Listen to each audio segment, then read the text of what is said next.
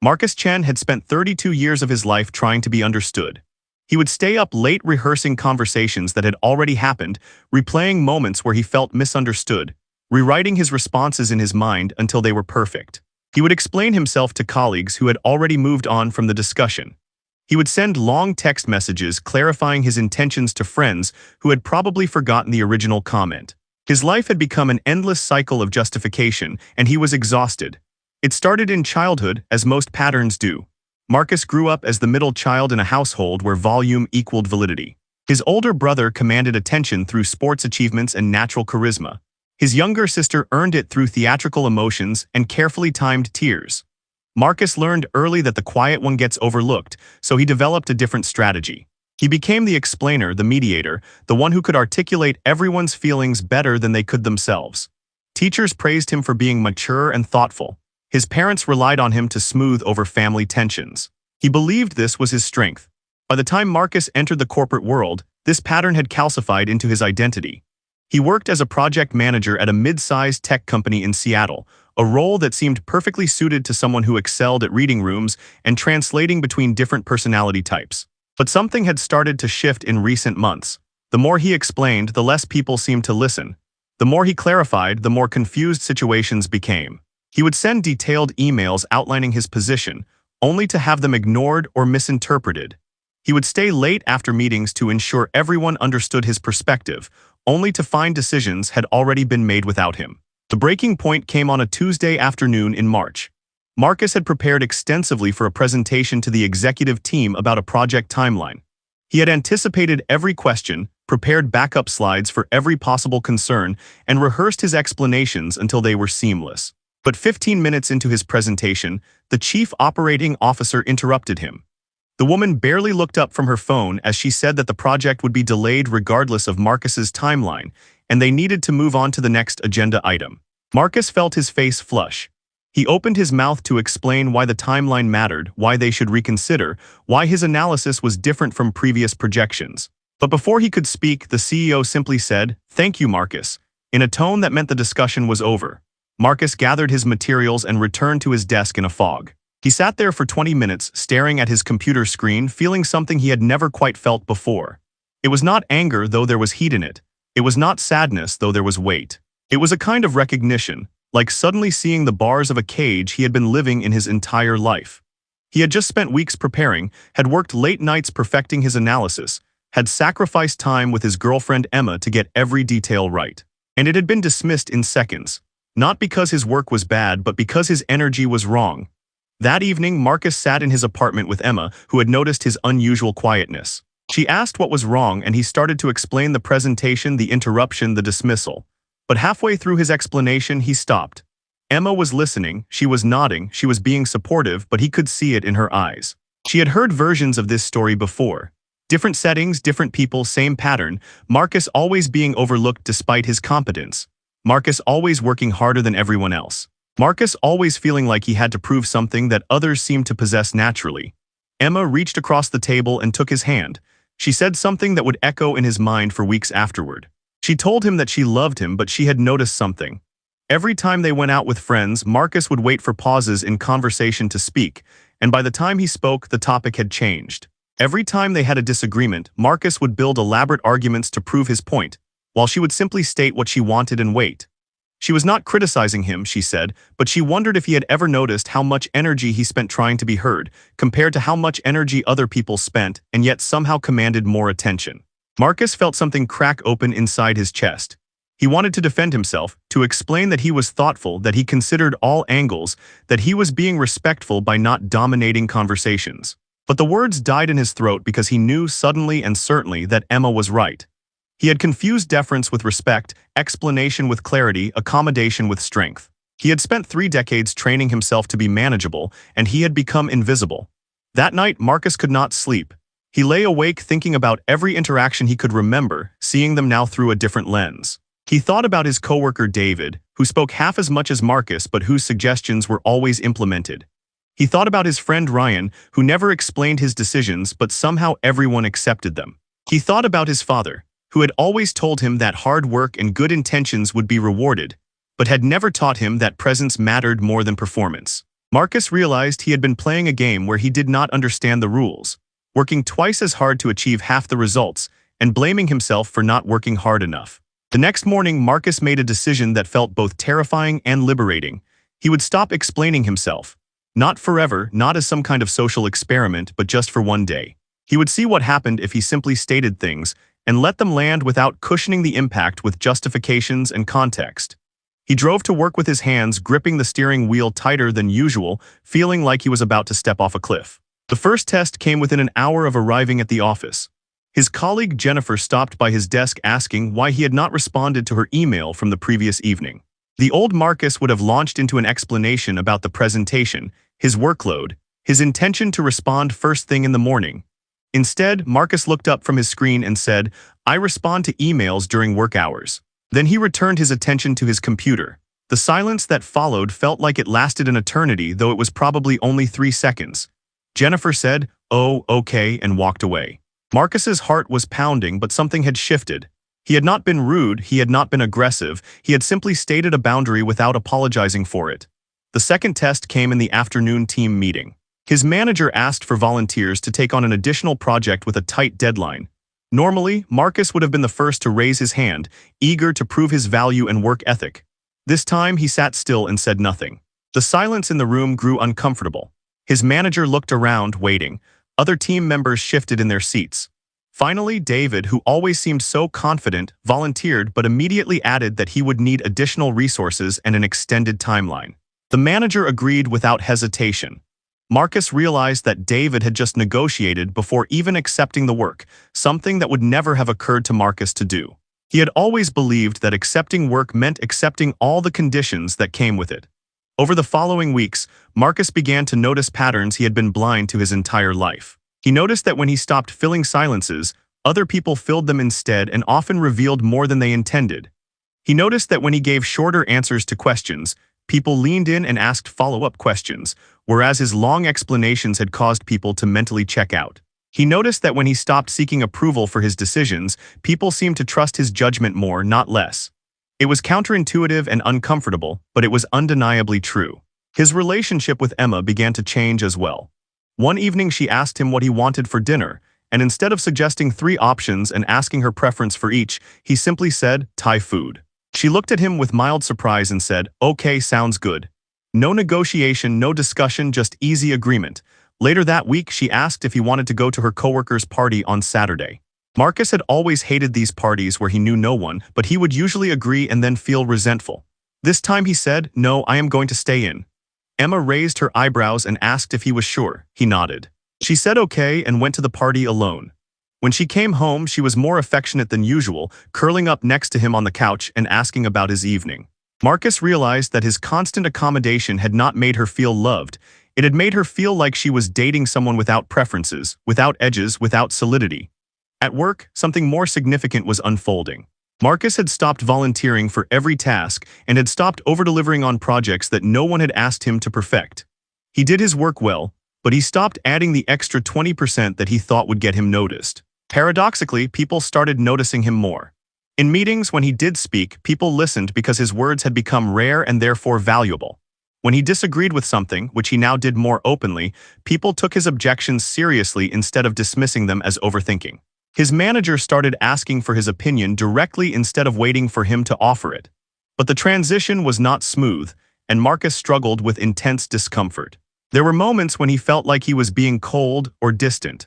There were times when he wanted to rush in and fix tension in a conversation, but forced himself to sit still. He felt guilty when he said no to requests, even unreasonable ones. His nervous system, trained for 3 decades to seek approval and avoid conflict, was in constant low-level alarm. He would lie awake at night wondering if he was becoming someone he did not like, someone selfish and uncaring. Emma noticed his internal struggle and one night asked him what was really going on. Marcus tried to articulate what he was learning. He told her that his entire life he had believed that being good meant being easy, that being valuable meant being available, that being respected meant being liked. But he was starting to understand that respect and likability were not the same thing, and chasing one often cost you the other. He was learning that people did not value what came too easily, that they respected boundaries more than accommodation, that they trusted certainty more than agreeableness. Emma listened quietly and then said something that surprised him. She told him that she had been waiting for this shift in him for a long time, that she had loved him but had sometimes felt like she was with someone who was not fully present because he was always trying to be what everyone else needed. Marcus asked her why she had never said anything before. Emma smiled sadly and said that she had tried in small ways, but he had always explained away her concerns or promised to work on himself without actually changing anything fundamental. She said that watching him finally stop performing for everyone else was like watching him finally arrive in his own life. Marcus felt something break open in his chest, a mixture of relief and grief. Relief that Emma saw what he was doing and supported it. Grief for all the years he had wasted trying to earn something that could never be earned through effort alone. As the months passed, Marcus noticed that his social circle was changing. Some friendships faded naturally when he stopped being the one who always initiated plans or smoothed over awkwardness. These losses hurt, but they also felt clean, like shedding weight he had been carrying without realizing it. The friendships that remained deepened. His friend Michael, whom he had known since college, told him over drinks one night that Marcus seemed different, more grounded, more present. Michael said it was easier to be around him now because there was less performance, less effort, less of that exhausting agreeableness that had always felt slightly artificial. 6 months into his transformation, Marcus faced his most significant test. The company announced a restructuring, and his position was being eliminated. However, there was an opportunity to interview for a newly created senior role that would involve leading a larger team. The old Marcus would have panicked, would have spent weeks preparing elaborate presentations to prove his worth, would have sent follow-up emails after the interview explaining and clarifying every answer he gave. The new Marcus approached it differently. He prepared thoroughly but concisely. He thought about what he wanted from the role, not just what the company wanted from him. He walked into the interview with his boss and 2 executives with a calmness that surprised him. When they asked why he was the right fit for the position, he did not launch into a lengthy explanation of his qualifications. He said, "I deliver results, my team respects me, and I make decisions without needing constant validation." The room went quiet. One of the executives leaned forward and asked him to elaborate. Marcus paused, feeling the old urge to fill the silence with words, but he resisted.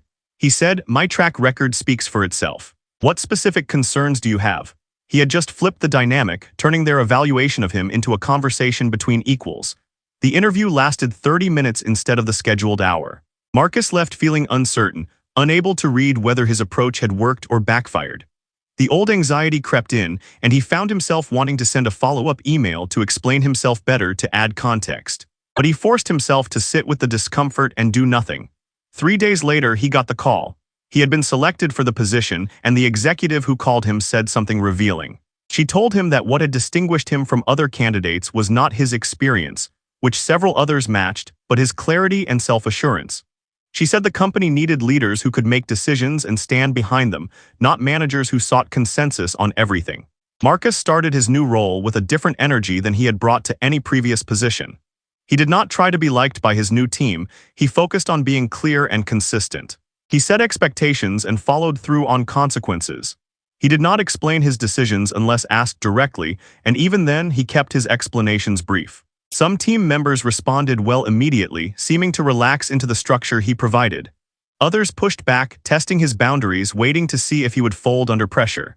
He did not fold. One team member, a woman named Sarah who had been with the company for years, was particularly challenging. She would question his decisions in meetings, send passive-aggressive emails, and complain to other team members about his leadership style.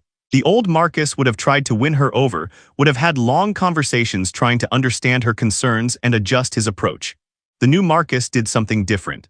After one particularly disruptive meeting, he called her into his office and said simply, "Your behavior in meetings is unacceptable. It stops now, or we will have a formal conversation with HR." Sarah seemed shocked, clearly expecting him to engage in the usual back-and-forth negotiation. She started to explain her perspective, but Marcus held up his hand and said, "I am not asking for your input on this. I am telling you what needs to change." The conversation lasted less than 5 minutes. Sarah's behavior improved immediately. What surprised Marcus was how the rest of the team responded. Several people thanked him privately for addressing Sarah's disruptions. One team member told him that previous managers had let Sarah dominate meetings because they were afraid of conflict, and it had made everyone else feel powerless. Marcus realized that his old approach of trying to accommodate everyone and keep everyone happy had not actually made people feel safe or respected. It had created environments where the most difficult personalities controlled the dynamic while everyone else suffered in silence. His relationship with Emma continued to evolve as well. They had been together for 4 years, and marriage had been an unspoken assumption, something that would happen eventually when the time was right. But Marcus realized he had been waiting for the perfect moment, waiting for some external sign that it was the right decision, waiting for Emma to bring it up so he would not have to risk rejection. One Saturday morning, without any build-up or romantic setting, Marcus said, "I want to marry you, not someday, not eventually. I want to set a date and make it happen." Emma looked at him with tears in her eyes and said yes. Later, she told him that his certainty meant more to her than any elaborate proposal could have. She said she had been waiting for him to decide, really decide, not just drift into marriage because it was the expected next step. Planning the wedding revealed more patterns Marcus needed to break. Emma's mother had strong opinions about everything from the venue to the guest list. The old Marcus would have accommodated all of it to keep peace. The new Marcus listened politely and then said, "We appreciate your input, but Emma and I will make the final decisions." There was tension, there were uncomfortable phone calls, there was a period where Emma's mother barely spoke to them. But Marcus and Emma held their boundary, and eventually, Emma's mother adjusted. More importantly, Emma told Marcus that watching him stand firm with her mother made her feel protected and valued in a way his previous agreeableness never had. The wedding itself was smaller and simpler than Emma's mother wanted and more personal than Marcus's parents expected.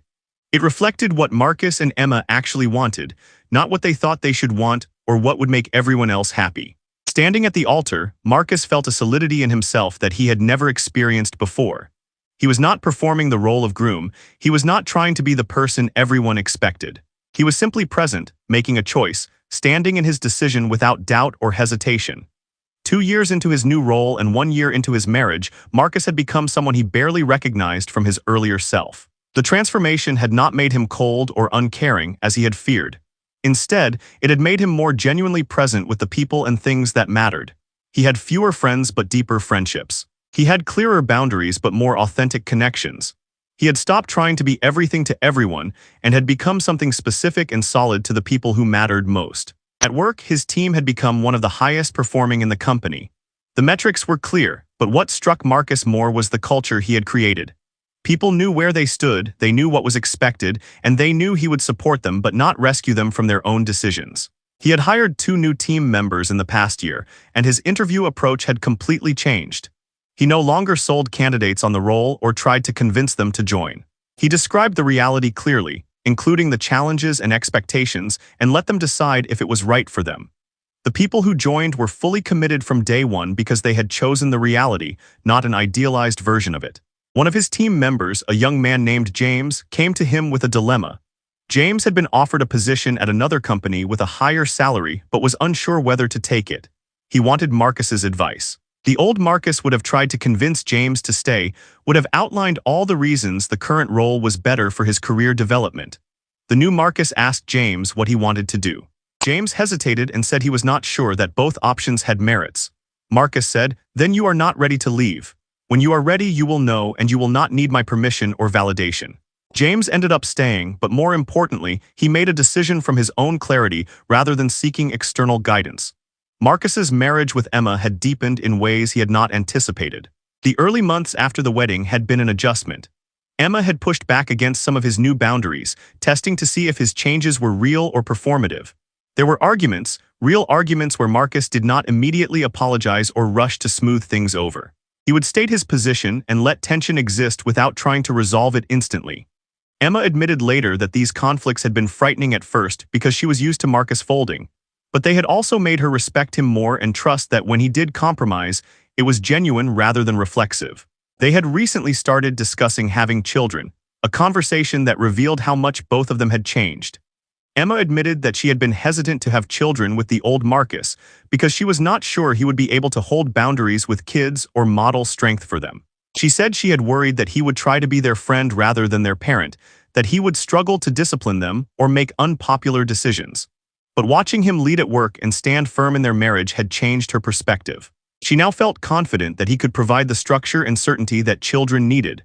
Marcus thought about the kind of father he wanted to be. He knew he would not replicate his own father's approach, the constant emphasis on hard work and good behavior as the path to success. But he also would not swing to the opposite extreme. He would teach his children that their worth was inherent, not earned, but also that respect was commanded through consistency and integrity, not through performance or people-pleasing. He would teach them to value their own judgment over external approval, to set boundaries without guilt, to understand that being kind was not the same as being accommodating. One evening, Marcus ran into his old colleague David at a coffee shop. They had not spoken much since Marcus's promotion, operating in different parts of the company. David congratulated him on his success and said something that caught Marcus off guard. He said that people in the company talked about Marcus differently now, that he had a reputation for being fair but unmovable, demanding but clear. David said it with respect, almost envy. He asked Marcus what had changed, what had clicked for him. Marcus thought about how to answer, feeling the old urge to give a detailed explanation, but he caught himself. He simply said, "I stopped trying to be understood and started being consistent."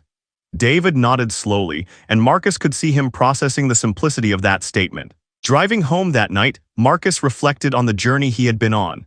He thought about the presentation that had been dismissed 2 years earlier, the moment that had cracked something open in him.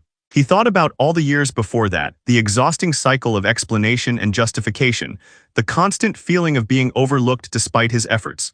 He thought about the discomfort of change, the relationships that had fallen away, the moments of doubt when he wondered if he was becoming someone he did not want to be. But mostly he thought about what he had gained.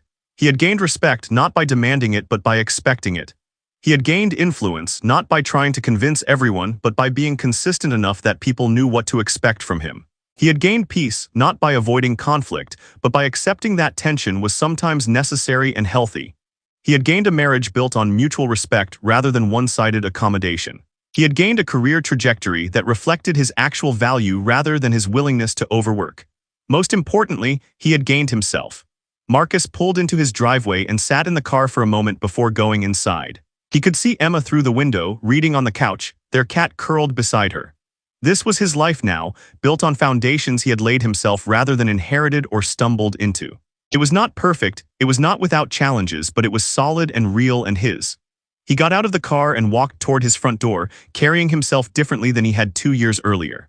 Not performing confidence, not trying to project strength, just moving through the world as someone who knew his own value and did not need constant confirmation of it. When he opened the door, Emma looked up and smiled. She did not ask how his day was or if anything was wrong. She simply returned to her book, comfortable in the silence, secure in his presence. Marcus sat down beside her, and they stayed like that for a while, two people who had learned that real connection did not require constant communication, that love did not mean losing yourself to make someone else comfortable, that the deepest respect came not from explaining yourself endlessly, but from being consistently, undeniably, unapologetically yourself. The silence between them was not empty or awkward. It was full of understanding, acceptance, and a power that needed no words to validate its existence. Like, share, and subscribe, don't miss it.